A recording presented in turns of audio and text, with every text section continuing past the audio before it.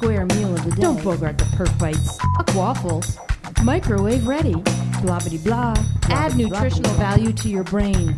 It's time for Perf Bites with your hosts Mark Tomlinson, James Pulley, and Eric Kragler. Perf Bites. Whatever. Mark! Whatever. Hey, it's Perf Bites time. Yes. You know, last night was a little crazy, as would be usual at the Dynatrace hold on. 2018 welcome What reception. happens in Vegas What happens stays in Vegas. Vegas. I agree. Mostly, you and I are jet lagged from the East Coast. Sure, we'll go with So that. you're hanging out in Vegas until even, let's say, a reasonable bedtime hour for an adult, 11 p.m. That's 2 in the morning. Yeah, let's We go need- with that. We need to sleep more. Yeah. So anyway, to everyone out there who's listening to us on the East Coast, it's now the afternoon, but it's and, still... and we're still pile driving the caffeinated beverage. I'm on my third coffee. I've had my first Dr. Pepper, and I'm eyeballing this display of Coca-Cola sitting in front of us. Yes, there's some wonderful things. We are broadcasting live from the Dynatrace Perform 2018 user conference. And actually this morning, I guess at 9 a.m., is for the last hour or hour and a half, they've been in the main stage doing all sorts of announcements. So yeah, we've been watching kind of a live feed of what's going on the main stage. Yeah, which is actually, there's a monitor near us which actually looks kind of crazy. I don't know what's going on with that monitor. There's one all the way across the room, but from here it looks like it's about a 7-inch diagonal television. Yeah, it's kind of crazy. Yeah. But for anyone who's not here, of course, last night we reminded many people that it's a radio show. They can't actually see what's happening here. It's just, most people listening to a like podcast. you had shaved your head, and I I'd now shaved have pink my hair. head and pink hair or something. Yeah. But actually, people can tune in and watch a lot of the mainstream and other streaming sessions on the live stream. You can go to, Andy said last night, perform.dynatrace.com, and you can click on there and join the live stream. You probably have, I think it's free. It's free to watch from home if you can't make it to the conference. But a few of our announcements, James, do we have anything in the Perf Bites world we're announcing? Hold your calendar, August 11th, Perf Bites annual barbecue. And James's birthday. Yes, I'm turning 50. So if ever I have helped you in your career Right. with an answer or a non-answer, Yeah. please join me on my birthday. We're going to, a pig is going to lose its life in support of my birthday event. Yeah, that's absolutely true. The as many Perf Bites events, pigs lose their lives and sacrifice themselves. Yes. Let's see. We had Well, most of the time it's like poppers, it's like a shoulder or something. or So rump this roast. time we're going to do a whole pig. Ribs, do a whole pig. That sounds Yeah. good. Yeah. The only other thing in my calendar is we'll be at SDPCon in April. Yep. I'll be at TISQA down in Chapel Hill. I might do a little road show up there just to say hi to some people. Yeah, this is going to be great. This is the largest TISQA that's happening in Chapel Hill. Yeah. TISQA 2018 is going to be huge. But let's talk a little bit about at least the things we picked up from the Twitter feed and such in the Dynatrace world. That there are 3 major things that got announced. Okay. What are they, Mark? 3 areas. Let's in go with number 1. Remember last year they did Davis. Yes. I like Davis. But Davis was cool, but it was kind of a teaser, right? Yeah. I mean, Davis wasn't quite ready for super prime time. But now Davis is actually quite mature. You can use it all the time if you've got full Dynatrace. It doesn't really work with Atmon. It's not for Atmon people. You got to go to the full Dynatrace to get Davis working. But you have to get an Amazon Echo and set all this up. And remember, Davis is just the voice interface to the artificial Dynatrace and the artificial intelligence engine that's already built into Dynatrace. Yeah, people don't even know that. This is confusing to a lot of people, where you have this Davis personality. Oh, so Davis is the AI? Yeah. Davis is Jarvis? I think Davis is close to Jarvis. In an Iron Man analogy? Yeah, I don't know if you can change Davis's voice. But you see, Jarvis was the actual AI, an Iron Man. And in this case, Davis is just the voice interface AI. to the AI. To the AI, right. So the rules-based engine or the other parts of that's actually developed quite a lot now in the latest versions of Dynatrace. So what they've put on the stage this morning, there are 3 areas that came out that I picked up from the Twitter feed. 1, log analytics. Now, if you've been an Apton customer and you drill down into, let's say you've got excessive logging happening in your application, you would see a certain layer in the layer breakdown, or you'd find that, Java logging, system.log, or just log4j. Giving credit to colleague Chris Jeans. He just happened to be looking at the log sizes on a whole bunch of platforms where one tier of the architecture was slow, and amazingly enough, its logs were, say, enormous.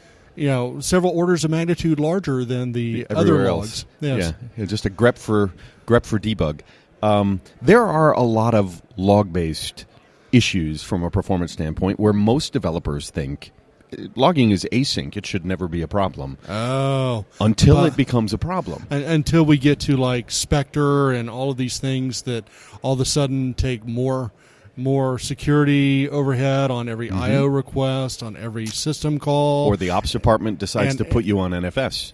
And now you're paying a round-trip latency to a filer somewhere, right? Well, and even in that case, with the latest, Spectre and stuff, you're looking at an additional cost for non-intelligent network adapters to send that stuff and receive it across the network. So there is a cost, even though it's async. The CPU pool is finite.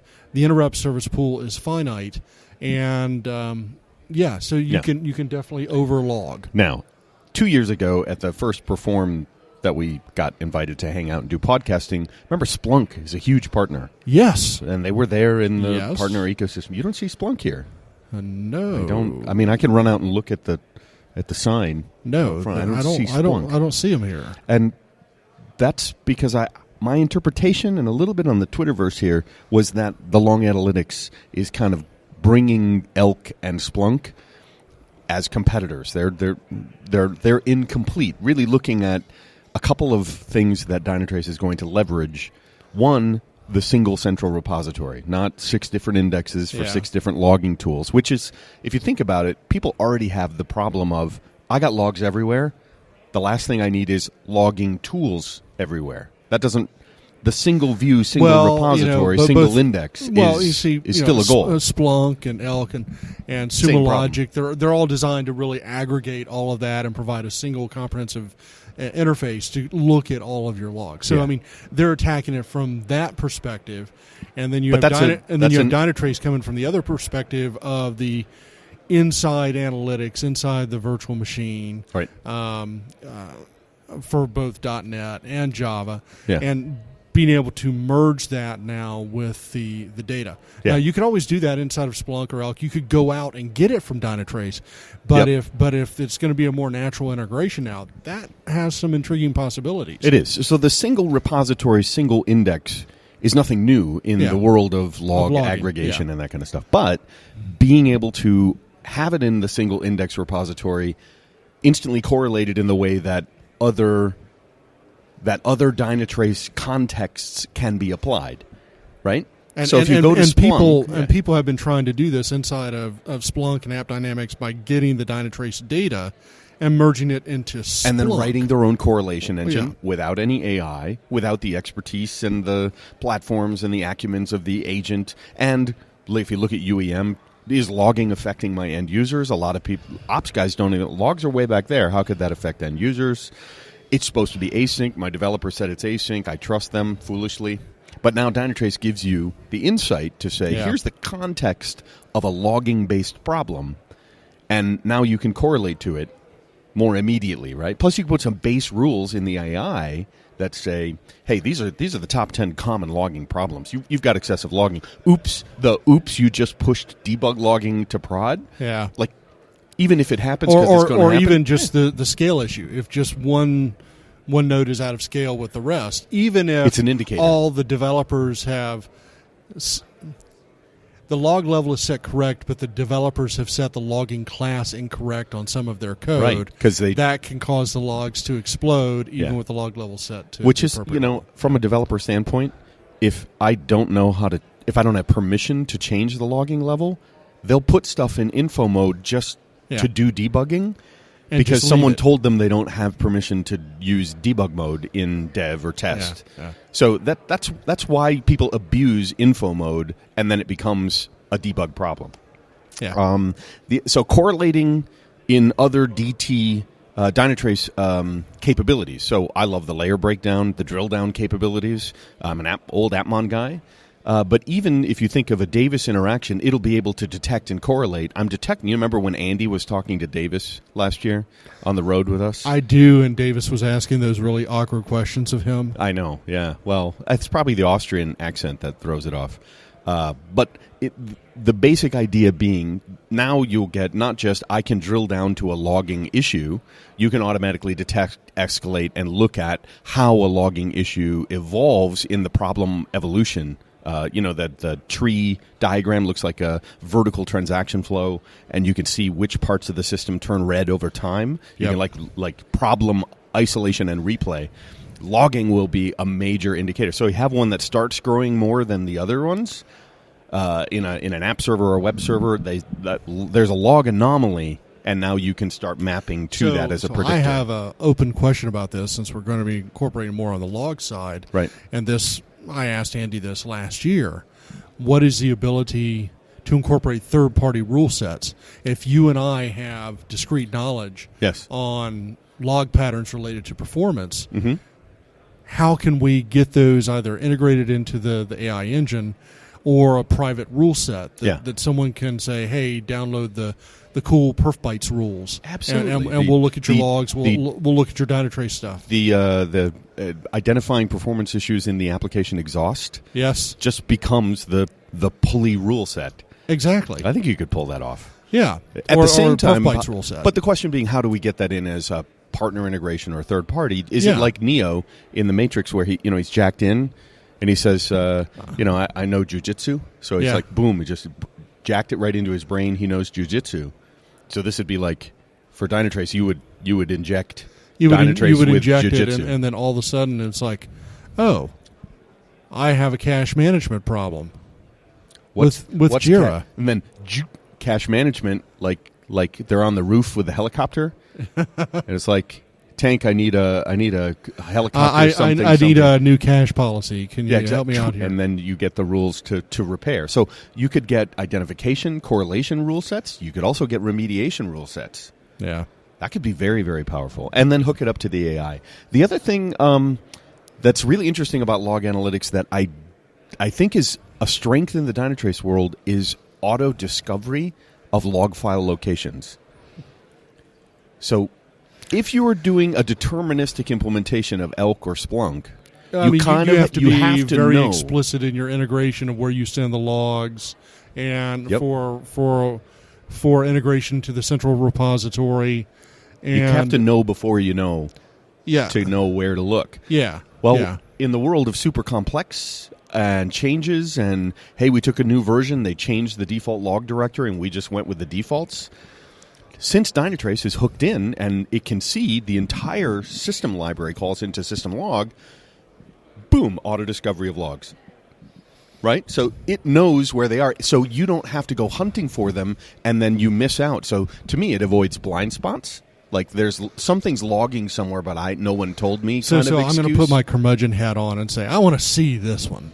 Yeah, I want to see this one. Well, was on. We didn't see it. Brian Wilson's here. Logging? He probably saw the auto discovery of logs. We've always had that, though. I know you've had it, but it's like that's part of the integrated with the new log analytics. Well, stuff. part of the more important thing with the new log analytics is streaming out logs into a central repository. So let's say you have. We already talked about that. Well, that's Is it that's cool, the bigger though? piece. That's the bigger piece. I just saw that there. Not the auto part. Auto discovery of logs was always there, and then if it's and just like anything, it's based on rules and patterns of what where certain log files go, and then if you have some kind of weird custom log, different name, different location, or the location changes and you just didn't know about it, it could pick it up and still get it into the repository. But also I'm saying if you have like a log that's not named, or not following a pattern that we recognize, you can always go in the configuration and say, hey, here's another log that I want you to monitor. And immediately start could you and it'll automatically bring it in? Because we were just saying you had to be more deterministic in like the Splunk or Elk world. You kind of have to know where that stuff is and set it up before you deploy. We're going to move you to another mic over there. Brian's going to get another mic. Aha. There you go. All right. Yar. Okay, sorry for tapping there, everybody. So I don't know exactly. So I'm not going to claim to be an expert in the log analytics experts, but from what I've known about it existing already, as I get a piece of walnut on the mic, yeah, it's going to automatically log standard type logs. It's going to automatically detect all your standard type logs for every application.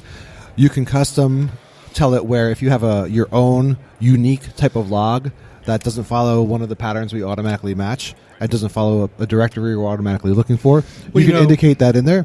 So I can see a path to auto discovery on logs. By the fact that you're watching inside of the virtual machine, you're seeing how the log is kicked off, you're seeing its log destination inside the code. But I don't think we're doing it that way in this case. And pick up all that stuff. I don't know if we're doing that in this case. I think the log analytics piece is a lot more basic. There are directories for every technology where log files exist, and there are log naming patterns that we know to look at the our and again I don't know I'm hypothesizing at this point because I don't know the details. So completely making this all up at this point. We know it would be, but since you're hooked in, you should be able to know where system.log is logging. Right, and our host agent, which runs on the host, since it's not just a JVM agent anymore, that's a library, right, and the thing, we have visibility to everything. Right, so we can find these things, we can detect them much easier. And to me, the cooler aspect, as I was saying before, of the newer logging capabilities is for those temporary servers that might not be here in another 5 minutes. We're going to stream your log output out to a central repository, so you can go and grab that later and not have to worry about that. That's very, very cool. And so this is, and as it puts out there, I mean, you get all the root cause identification and correlation from the standard Dynatrace experience, right? So and the views and everything, which is better. Now, for me and you, as an old Appmon, gurus, we're like, I love my layer breakdown, and I could see, where logging turns synchronous when it's under tremendous pressure, and that backs up into the app. So to me, that's like, okay, that's what Dynatrace helps me do for logging. I can do it in method. If I look in a method hotspot, see, oh, you've got logging hotspot, but that that could be excessive logging where you're have latency. This is going to go one step further, and the question we had at the beginning of the conversation, Brian, is 2 years ago we saw Splunk as a partner. They're not here, I don't think. Right. So is this encroaching? Is this a competitive move or a co-opetition kind of thing? Well, I think Splunk does a lot more with logs. Okay. Right. I mean, what I saw in the presentation earlier today is one of the things they're going to introduce is the ability to start charting and graphing based on your log messages, which does definitely encroach some more. Mm-hmm. Interesting. But a lot of technologies, there's usually a lot of overlap, but a lot of things that they don't completely do. Right. Are we fully going after the likes of Splunk? I'm not quite exactly sure because, would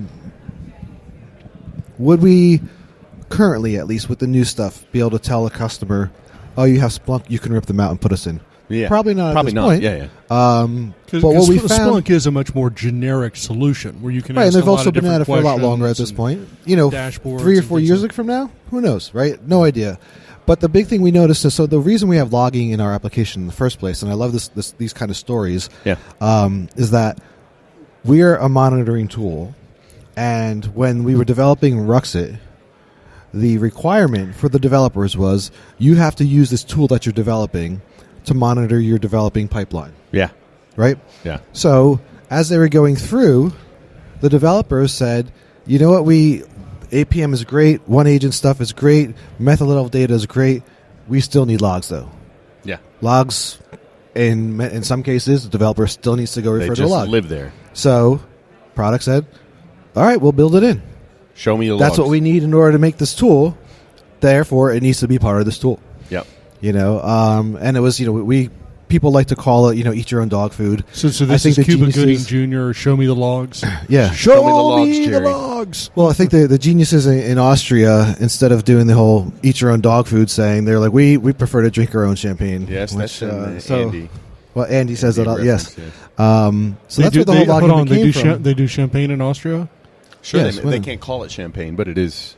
Well, they can buy it and have it. Buy it and have it, yeah. But it wouldn't be their own.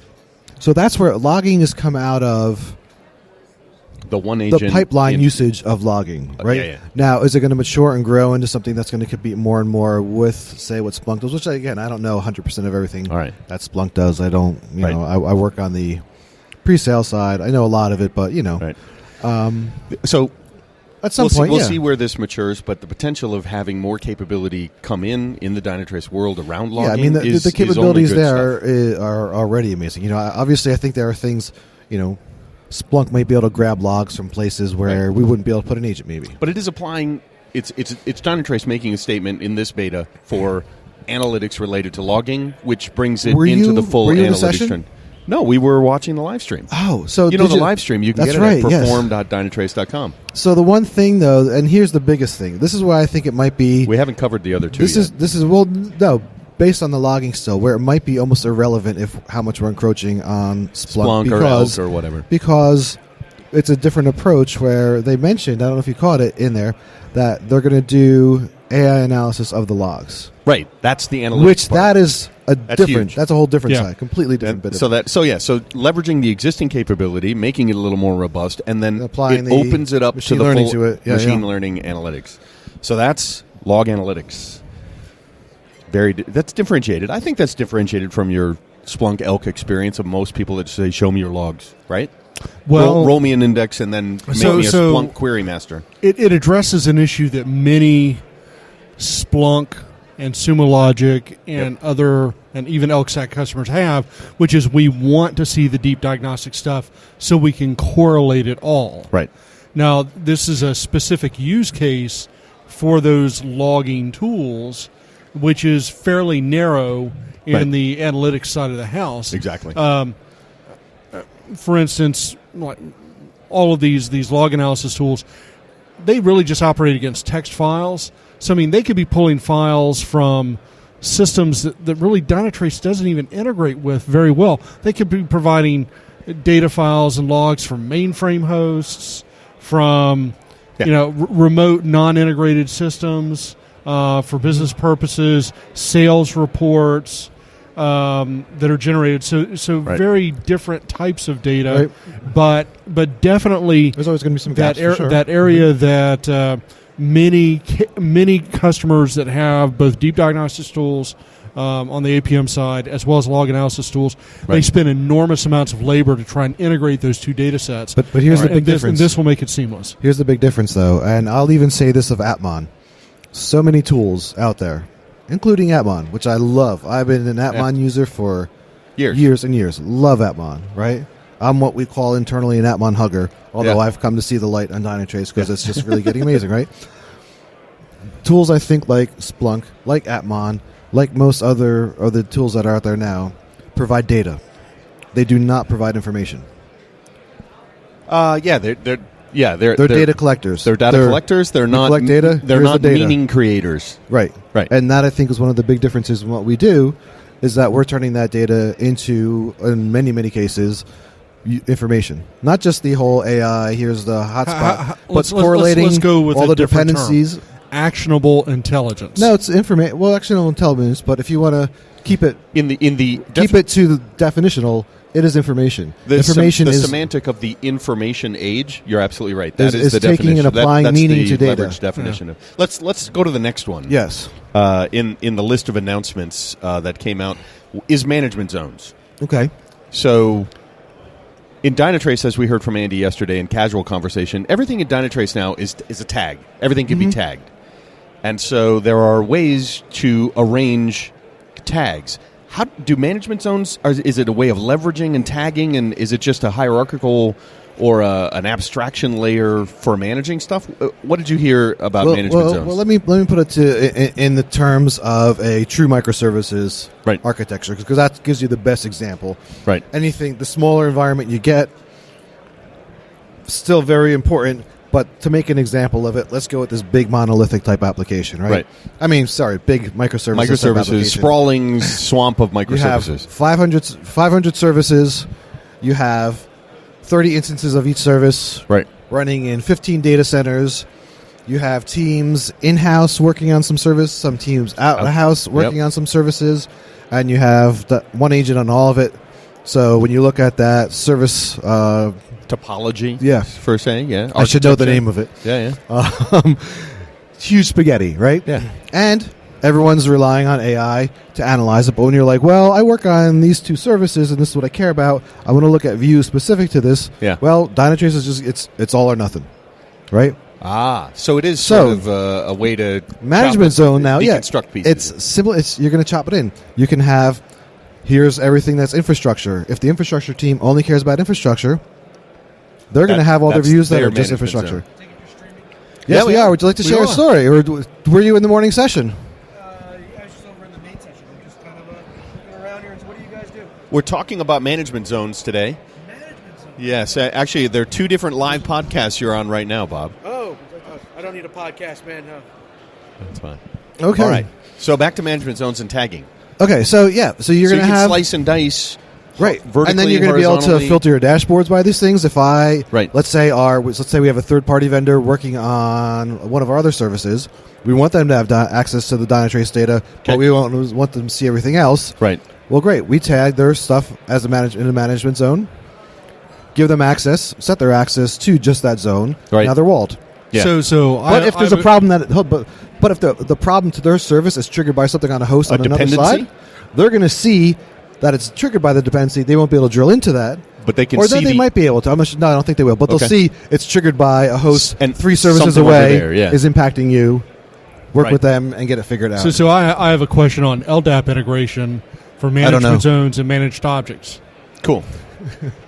I don't know. You don't know? Oh, darn. I don't deal with LDAP so much. No, I just hit the edge the knowledge. question. That was it. It's like, okay, for all these management zones and managed objects and things of that nature and permissions, how is all this stored? Is it integrated with LDAP? Is it you're going to be able to set user permissions. Yep. You're going to be able to set your permissions and assign people to management zones. It seems a natural way to store all of this data. And if I have an Active Directory environment, do I use Active Directory? If I have Open LDAP, do I use that? In the Appmon world, you've got all the auth module integrations that you would need, but you also have you can slice and dice down to agent groups and hosts and all sorts of stuff. You can build out a very elaborate group structure, whether it's local to the Dynatrace auth engine, auth module, or you're using an external LDAP or Active Directory. I think there's something interesting here because James and I were talking earlier about offline about test data and InfoSec and data classification. Mm-hmm. People look at Dynatrace and they're like, do I have PII data masked? Because you can see everything inside Dynatrace. Maybe these management zones are also good to say only certain people can dig that deep. Right. And that's other going to come people into can that. only see other data, right? But just want to clarify, Dynatrace is not going to automatically collect the PII data. Right? No. Some things of it. If you're going to try to capture someone's, let's say social security number, that's not exposed in us by default. Someone actually have to go and configure and say, hey, I know the SSN is in this method argument and go in and I'm going to collect it. But most InfoSec people that don't understand much in the world will just say you have some hook into something, therefore you can see it. You're not trusted until you prove to us that you have capabilities for access control, flow of information, storage and encryption of all that kind of stuff. So this seems like management zones would be a good fit for regulated compliance type environments. I'm in that in the financial sector. Are you hoping your chief security officer doesn't get hold of your management zone policy editor? We'll have a lengthy conversation about aligning the management zone and accesses to the data classification. Yeah, anyway, the one last important thing about the management zones is it's interesting because it's going into public beta, I think in March, you said? In March, yeah. And we do not have a date for it yet. That's fine. For when it's going to go, because specifically, this has been something customers have been desiring for quite a long time. Right. And if we were to say it's going to go into beta and EAP, and by June we're going to release, we don't want to take it that route. We want to spend time with the users who need this to figure out how do we finesse this, how do we fine-tune this, how do we make it. And once we say it's good, then it's going to go. So I was going to add in our conversation with Red Hat, but also talking to Pivotal, in the OpenShift, in the Pivotal world, the management zones are the alignment, right, between like Kubernetes labels if you're running in the public cloud or something like that. management zones is also not just for, like we talked about, access control and stuff like that. It's about cooperation with cloud-based platforms or the labeling you would do in Kubernetes or something like that. The namespace. Yeah, I mean, in a lot of those things, like in Pivotal, you're probably going to be able to just inherit a lot of the tags you have in those components and bring it right in and then apply them. Some kind of right. mapping. You have let's say in Pivotal, you have forget the regions or whatever. You have the dev region, the prod region, and all that. Yep. That you're going to be able to pull all right on in. Chris told us it's in their nomenclature, it's projects, but it's leveraging namespace and labels within the Kubernetes world.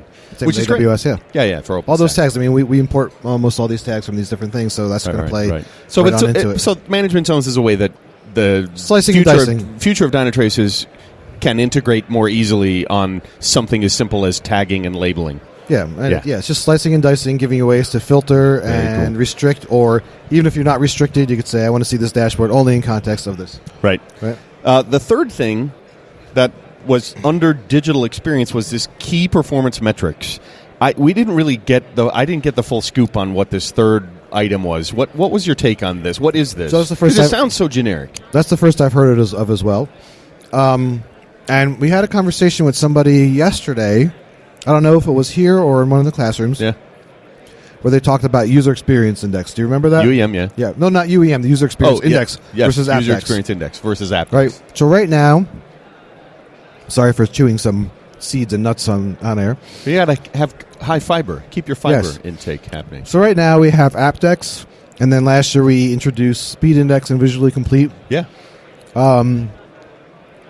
Was that Dynatrace 7 was Visual Complete, right? Last year at Perform, we talked all about it. Yeah. And then, so problem is that we said, okay, these are the metrics you're going to use.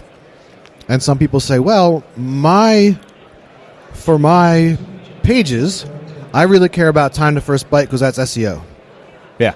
Right? And that's kind of the example they Depends gave on the design of the app, but yeah, absolutely. So we have all these other metrics. We have all these other W3C timings already. Yeah. Now this seems like it feels a little bit more like a minor announcement because the data's already there. Right. We're keying off of a metric.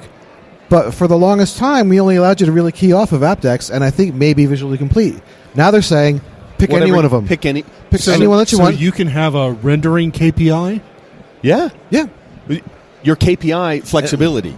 So hopefully people understand what rendering actually means. And it's a very it has to be a metric. W3C metric or one of ours. Because if you look at it has to be one of the ones that we have. I don't know which ones exactly we have. Yeah. But if it fits into the list of what's ours, whatever this rendering metric you speak of, Mr. Pulley, which is this metric?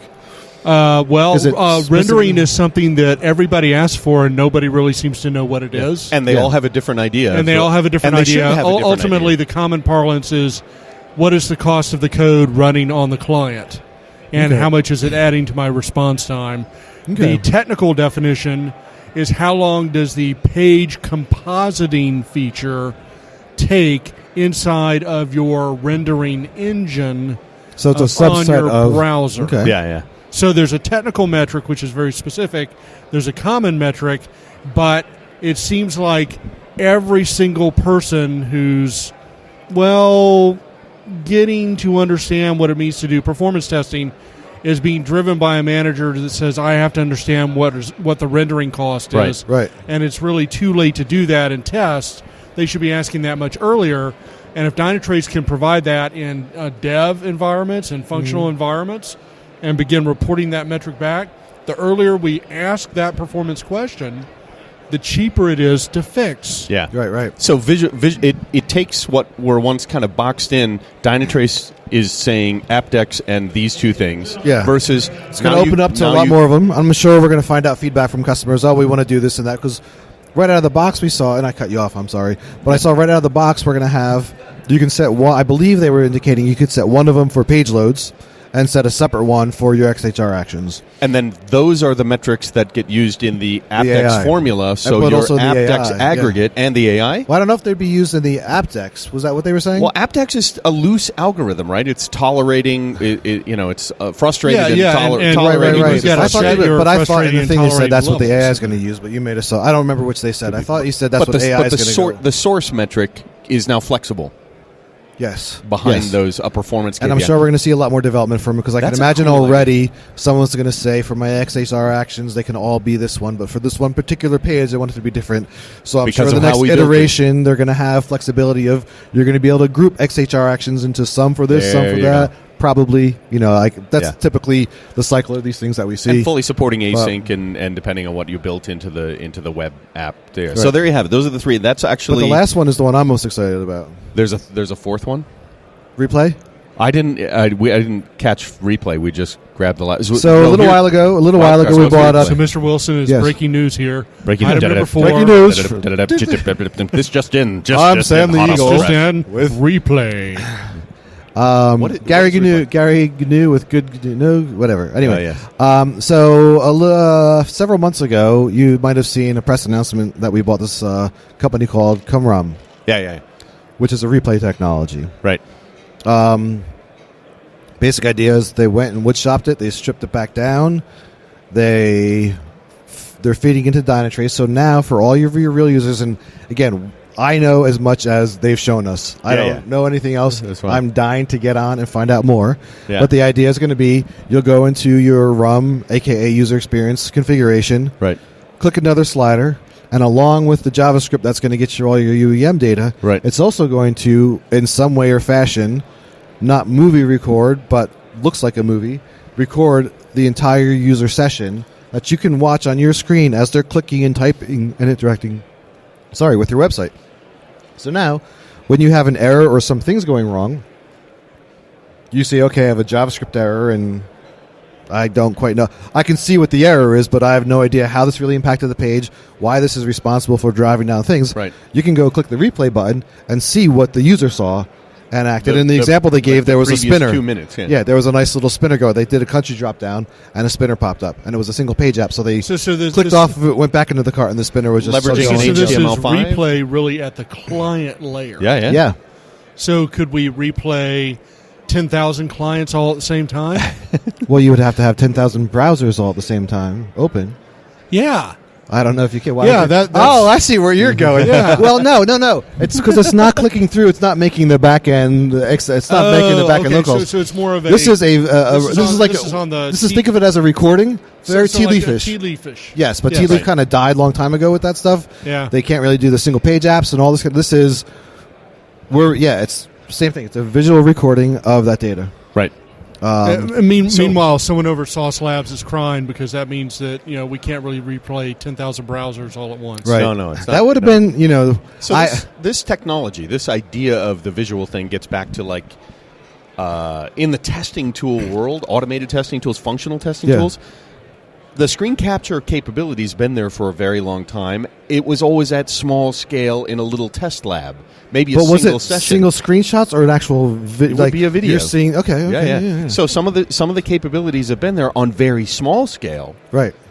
Never this. I think about the Tea Leaf. There was a moment in there where Tea Leaf did this.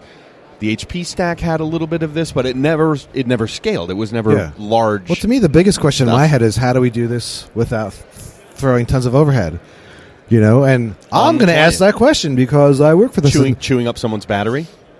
Well, yeah. Well, I don't know if it's for mobile. I think this but is, it might be. I think this is clearly like an MPEG-4 type item. Well, I don't even think it's. I don't think it's. We're only sending differences in the screens. Well, no, but you're seeing the mouse. You're seeing the type. Well, that's difference of the screens. True, but you're seeing the mouse move. You're seeing the letters come up on the typing. Now, interestingly enough, they already had mentioned, well, that means they're going to see people entering their credit card. And the answer is, sure enough, we are. Yeah. That's why when you set it up, you're going to say credit card fields don't capture. So when you think about this kind of technology, there's a lot of security issues or privacy issues that come in. Obviously, we don't want to capture people's numbers. So this is built in. This is going to be built into it. But it might be you're going to have that restriction process. A good fit for an internal tool, internal employees. Well, I think it's going to be good for everybody. Of course, but I mean, when it comes to being like a consumer public kind of piece, then you probably run into these privacy issues. Yeah, but I mean, but they're building that into it. So the cool thing about Qumran is that I don't know if you ever met Artie. Okay, so he was behind this project. He went and evaluated a ton of these replay type technologies, right? And found these. The Qumran team was basically the ones doing it kind of the Dynatrace way, where we're like, we're going to go completely different than the way everyone else is doing it. We got a whole new way we're going to go for it. Right. So, I think we're all really curious and really interested to see how it goes. And especially myself, I work on a lot of the agentless RUM projects. Right. Something like what used to be called Demandware, which is now Salesforce Commerce Cloud. Right. Where it's a SaaS application, but it's a public SaaS application. So we can inject our script into the pages, right? But we can't put an agent anywhere, so we use cores and send it back. Mm-hmm. So that naturally restricts the richness of the data we get, because we have no back-end application data. We're getting user information, which is a ton more than anybody else can get in general. But now if we can say to these people, at least for what I'm excited about, is like, oh, and by the way, we can also add replay to that. So that when you do have those customers, your customer resolution center, all those other kind of stuff where, Mark calls up because he was trying to buy a new microphone. It would be really nice if we could bundle replay so we could see the individual session on the back end. And like in one, if we have a 2-screen computer, one screen we can see the user actions, and on the second screen we can see the actual Dynatrace back end calls directly related to that from that individual client. Well, it's sort of there. I mean, you have the entire visit, you have all the clicks and all the pages on it, and now you're watching a visual of that. So all you would do is like, oh, it happened there. I can go back and click on that user action in the visit, and now you have that whole full stack call of it. But it's not. You wouldn't be clicking on the video. Yeah. You'd be just going back to your user session. Yeah, I was going to say, while the video runs, it would actually bring it up. Oh, okay. And so you'd be able to watch it. Yeah. True. Qumram. Yes. That's the weirdest name. It is. Now they're from Qumram. Now they're from. I forget where they're from, but the development team is in Barcelona. But there's something. Isn't that the name of a city in Marvel's? I thought it was a spice. Like, hey, where's the Qumram? I need a quarter teaspoon of Qumram. That was actually a nice turkey dressing. That was you're talking about that exotic drink, which is a mix of rum and cumin. No, I don't think so. Yeah, I think so. Spice. That would taste terrible. So I'm really trying to also insert myself into this the replay as early as possible, because I love Barcelona. Yes, and I need to go to Barcelona. I need to be sent there. Yeah, for and they work. have that like sliced beef stuff that's really, really good. It's like the prosciutto, but it's like a Spanish super sliced beef prosciutto. And they have that really fantastic cathedral there. Yeah, the Gaudi Cathedral. It's a bunch of old churches Familia, there too. There's a chocolate museum. Yes. There's a chocolate museum. Okay, it's a wonderful. It's the only European city I've been to twice. Yeah, you're right. There is the Getty there as well. Yeah, Sagrada Familia. Yes. So my last visit to Barcelona was an HP show there, where I was sick as a dog the entire time, never saw the city, and then drove overnight at super high speed just to get to Frankfurt and get out of there. Okay. It was a good... Is that the one involving the BMW story? Yeah, it was an awesome story. All right, so we're going to wrap up part one. One other last piece, though. So one other last piece that they kind of talked about was So I was talking about agentless RUM, which was like Salesforce Commerce Cloud and all. Right. But there's also the concept of, let's say, Office 365, Salesforce proper, internal tools that are SaaS-based. Right? Again, you can't inject any agents anywhere. You can't even inject you don't own them. The JavaScript onto the page, because the way, let's say, you don't own. There's no way to get it in there. Yeah. So I actually came across this exact problem, because our internal organization is going mostly to SaaS-based applications, Office 365 and things of that nature. Example. Okay. And so yeah, I'm interested to hear your path, because I figured out a path to get a timing record out of it. So this is, again, RUM data only, and we have a browser plugin that will inject the JavaScript tag locally in the client. So you go ahead and set up the application in Dynatrace. You grab the tag. You download the browser plugin. You pop in the tag.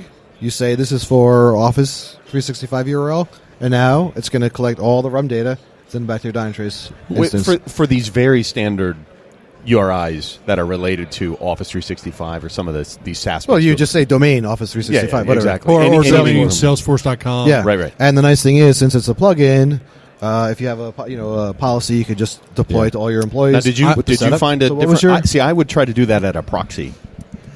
I would inject it as a pass-through on the proxy. Yes, Squid. Squid has a bit capability of grabbing this data as it passes through. You can actually get the W3C you can get the client ID taken, or the host, so you can get the request time and the response time that's directly at the proxy, so you can then pull we don't that make data money. back. Yeah. But also in the Squid side of the house, you can correct the cache management problems on your software as a service domain that they screwed up, that's impacting response time. So you can set your Squid policy to fix the Just CDN be careful if issues. that might invalidate your license agreement with Microsoft or Salesforce. Well, it's not just Microsoft. It could be any software as a service solution. But look at what Fastly did for all these years. I mean, that's what they were basically doing, it could be proxy-based accelerators. hosted Jira, Office 365, Any of the hosted Salesforce, but it's great for hosted CRM. folks. Yeah. So Hosted you're no folks. longer now you're now no longer limited with that. But again, you're going to have to deploy to your browsers. But this is specific. You wouldn't be doing this for, let's say, Salesforce Commerce, where you can't inject, but everyone's out on the internet because you can't get that thing out there. Right. This is for your internal users. Okay, so this is internal only. Software as a how are service you items. going to deploy a browser extension to your customers out in the real world? You're not, right? So, well, okay, if it's a browser extension, it really doesn't care what it's But they'd have to get the configuration. I mean, you can use it for anything, right? Yeah. But what I'm saying is, nobody, for something like Salesforce Commerce, which is not Salesforce, this is for former Demandware, right?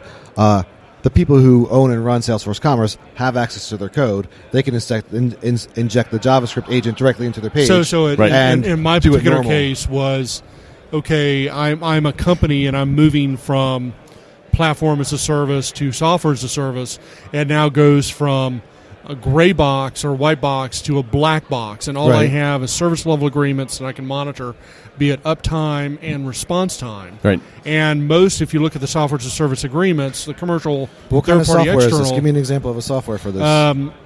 Let's say it's I don't know, pick a CRM that's hosted, Sugar CRM. Their service level agreement is on uptime. It's not on response time, and for obvious reasons.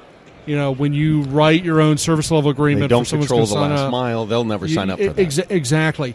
But if I'm an enterprise and I'm highly dependent upon this, I want to know what the response times are of those critical business transactions, which are dynamic. Well, you'd be able to get this. But these are your internal. But these are your internal applications, right? No. These are external. These are external to customers applications. No, but I mean, they're used by your internal employees. Yes. That's why I'm saying the browser one makes a lot of sense here, because external app, internal client. As an organization, Gotcha. you can control a device policy to push the agent to all of your machines. Sure. And then With put the the browser configuration- put the browser plugin in there. With the configuration, so that your employees don't even have to necessarily be aware, or they don't have to care. It's almost like pushing an agent to every laptop. Yeah. So if you don't have a proxy that you can collect this at, the browser-based agent to send it back to Dynatrace is the solution in this case. I like both solutions. Yeah, I mean, there's always a grow your own. I mean, we're both attacking the SaaS problem. Yeah. I mean, even now there's open monitoring, stuff, right? So there's someone made it and designed it and maintains it and keeps it up to date for you. That's right. Or if you want to be adventurous and constantly be writing your own monitoring code and trying to maintain that, you can do that. So you can go with Dynatrace and leverage all the open monitoring right into Dynatrace. Yeah, you can pull that stuff in there too. We'll pick up on some of it. Yeah. I saw an interesting thing about when people decide to create their own instead of buy a vendor. In a few years, they realize we've got a lot of problems we have to figure out, but we're the only ones who know this. Yeah, we have to solve a lot of problems, and I can't hire someone to fix them. Yeah, but anyhow, it's all right. There's a lot of people's good for it. Let's wrap up. Sure. So the three, a little bit of a wrap up here. The three things we covered that we just heard from the main stage this morning. One, log analytics, which is taking existing log capabilities. That's coming and extending it, doing some cool things with it. That's beta. That's beta. That's going to be coming in no specific time frame or something. No, there's something coming soon. I forget when they said. Some of it's now. Some of it's in there now. Some of it's right now. It's there. Right. Management zones will be beta March-ish. Yes, but if you really need to get it now, you can go. If you're here, Yep. Or if you're not here, you can talk to Guido, and you might be able to get into EAP. Management zones, leveraging the tagging inside Dynatrace. The digital experience around have more flexibility around key performance metrics. Yep. Under the covers, you're not just using Visual Complete. You're not just stuck with the same old Apdex or whatever. Yeah. Mm-hmm. So now you get some flexibility. And this last one, Replay. Replay, yeah. Qumrum. Not cumin. Not Cameron. Qumran. Qumrum. Qumran. That's where Okay. Iron Fist comes from in the Marvel. But now they're comics. Dynatrace. Now they're Dynatrace. All right, so this was our morning session on Tuesday here from Dynatrace Perform 2018 in lascivious Las Vegas. Nice by Andy Grabner. By Andy Grabner. We're going to come back in the afternoon, maybe grab some more performance stories, and maybe pick some things up from folks in the session, see what they learned. Maybe grab a couple more vendors to chat with. Chat with when it's quiet in here in the afternoon. So tune in later on for the Tuesday afternoon session. Then I think we have a party tonight. We'll maybe grab some live stuff and at everybody, as well. don't forget to Mark. What time are you? 3:30 or something on the main 3:30 stage. You can go to Pacific time. perform.dynatrace.com. Perform.dynatrace, and you can see Pacific Mark in time, all his glory. 3:30. Mark actually wore a clean white dress shirt. I'm going to make sure I spill some coffee on it. I'm sort of dressed Shall up. Shall we sabotage him? I'm still wearing Perfbite's Converse All-Stars, so you know that's still going to be good. Everyone else is going to look really good. I'm just going to look like me. Yeah. You could just say, I tried to match my laces to my hair color. I tried, but it's not close enough. It is much more close to the purple quadrant in the Dynatrace logo. Yes. It's not really, is it? Yeah, it is a quadrant. It's not 5 there. Yeah. Okay. All right. Well, we'll catch until you next guys in time, the everyone. afternoon session. Anything else? Caffeine is good with lunch. Breakfast, I really was lacking. I wanted bacon, more bacon. Yeah, I think the bacon's gone. I think that's the only thing I would say. We are giving away things at the booth. If anyone is listening, you can come take some stuff. Nice by Mike Villager. Yeah. So, yeah, we'll see you guys in a little while. All right. All right. Bye-bye. Bye.